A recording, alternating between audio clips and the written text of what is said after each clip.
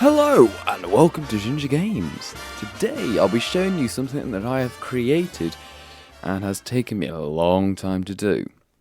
This is my, train station, and I'll show you as a destination. I'll choose destination 3, and it's on number 3, and then I get my minecart, and then I push the button to go, and it takes me to track 3.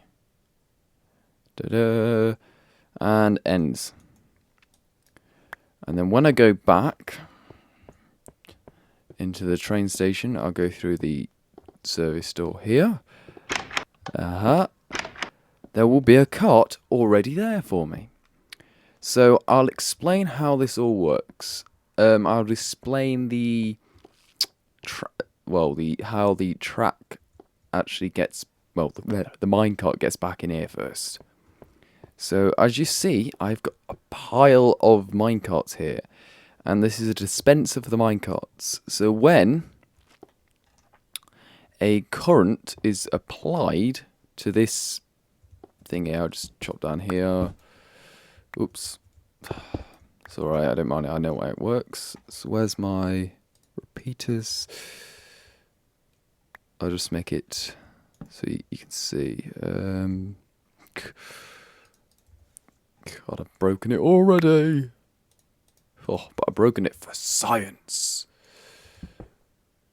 Okay, but anyway, as you can see here, when a minecart passes down here, like one that's already here, it hits this button here, goes through this delay and this delay. Well, there's going to be a block in the way just to make it so you can't see it, but it works the same way. And then the signal's carried on and then switched to this device here. Now, this here device, I'll show you, it looks like that, and it creates a small amount of signal. So if I just,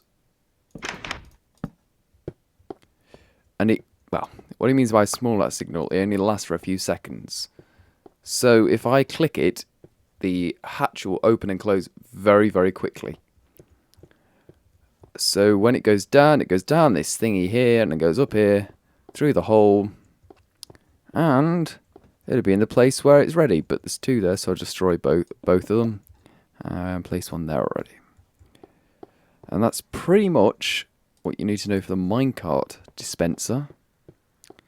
And then to load it back up again, I haven't finished this bit yet, but I'll just load it up this way. So you go whoop, it goes up and loads it again. So let's load it with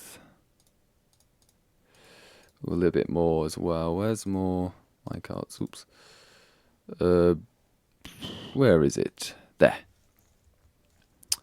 And then push that on, push that on, and push that on. So as you noticed, this one's going to be too full, so it doesn't go on, and it fizzles out.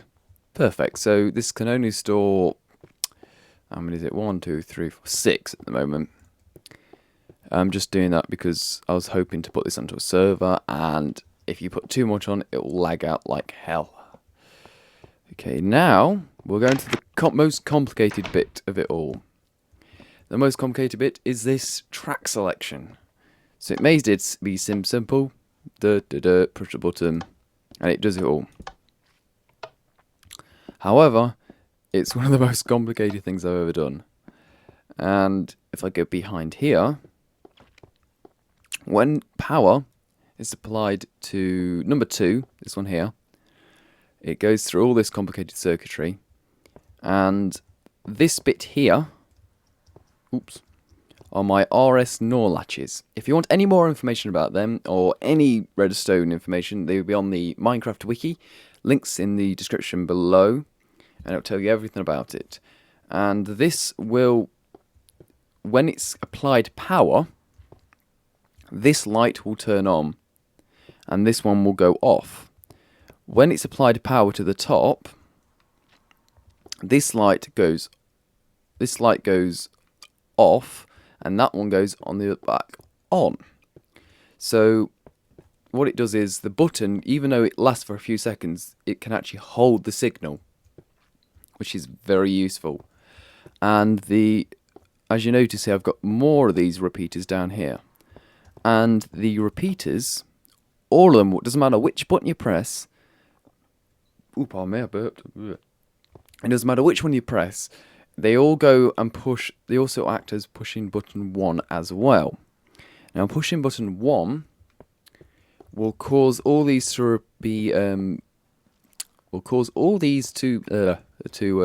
go reset, and because they've been delayed by a lot, by I don't know how, that's 8 I think, then it'll go on. But then number 3, that gets to switch on that one, and then also it comes down this signal and does this one too. So when number 1's pressed, it resets the thing and it's on its default state. When number 2 is pressed, 1 resets it and then it goes and then turns this light on. When number 3 is pressed, it goes down here, resets number 1, then turns on number 3 and 2. Now that is kind of binary in a sense, but not really, but close enough to binary as I want. Boop. And now we get to the most complicated bit of it all. And this is a binary to decimal converter. And I did a lot of trial and error here, and when it went a bit cocked up, but it's still a prototype. But what it does, it has 2 inputs. At the moment it's at 0 because there's no lights on. So when it's on 0 state, I go around here, up the stairs, and for some reason, this acts as number 1. Don't ask why, it is number 1. But then I can just do all the circuitry and it fixes it. So when if I switch on number 2, I need to get in somehow. There we go. And if I took on number 2, there we go. This one is on, so it acts as 1 and 0. And then we go around the side. Ooh.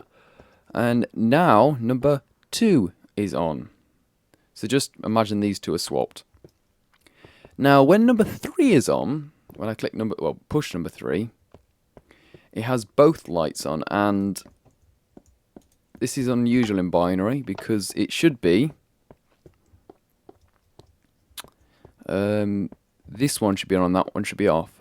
But the way I've compensated for it is that I go around here, and when this is on or this is on, they both when this one is on, it will just go up here and then pass the signal along. So when 1 is on, the signal slow down a well.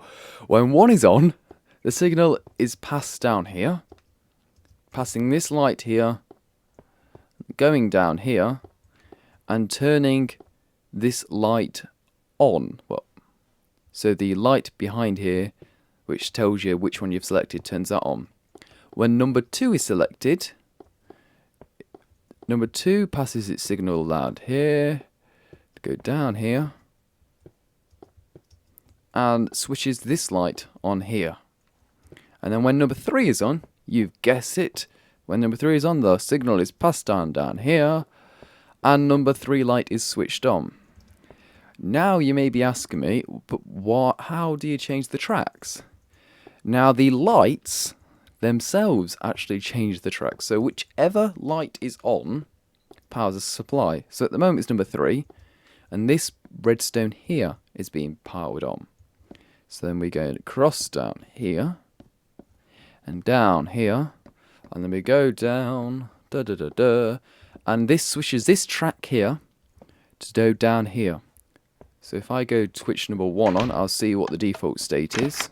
Number 1. Now, as you notice, all this goes dudut, dudut, dudut. Might make no sense to you, but I'll show you what I mean with a minecart. Where is one? There. We push this, and using the southwest rule, or just stuff in the bottom, it just skips this track and goes on to the next one because it doesn't follow in. Push it again, skips this one, but then there's no more turning, and it just turns into the number 1. And hey presto, it works. If you still don't understand this, I will be doing a tutorial on it, and you should be able to understand it. So, because it's getting dark, I think I need to end this video, and goodbye!